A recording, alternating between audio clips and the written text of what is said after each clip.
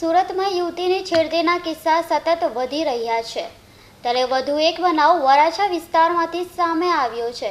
વરાછામાં સ્કૂલે જતી એક વિદ્યાર્થીનીનો ચિરાગ ખૂટ નામનો યુવક રોજ પીછો કરતો હતો અને તેણીને હેરાન કરતો હતો।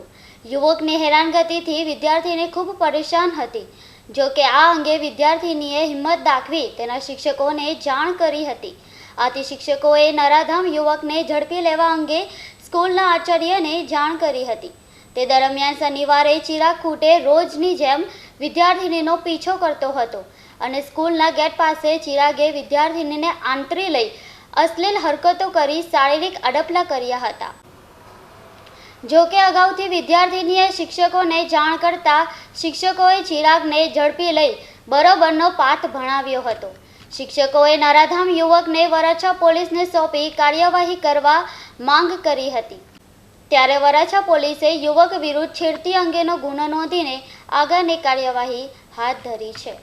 સુરત શહેરના વરાછા પોલીસ સ્ટેશન ખાતે એક સ્કૂલમાં અભ્યાસ કરતી યુવતીની છેડતી બાબતની ફરિયાદ વરાછા પોલીસ સ્ટેશનમાં નોંધવામાં આવેલ છે। આ ગુના સંબંધે હકીકત એવી છે કે જે યુવતી જે પુખ્ત ઉંમરની છે અને પોતે ધોરણ 12માં અભ્યાસ કરે છે, તે પોતે સ્કૂલ જવા માટે નીકળી હોય છે ત્યારે થોડા દિવસ અગાઉ એક છોકરાએ તેની સાથે એની છેડતી કરેલી, પરંતુ જે તે સમયે છોકરો સ્થળ ઉપરથી જતો રહેલો, જેથી યુવતીએ પોતે સુધરી જશે એવું વિચારી અને કોઈ પોલીસ સ્ટેશને જાણ કરેલી નહીં અને ફરિયાદ કરેલી નહીં।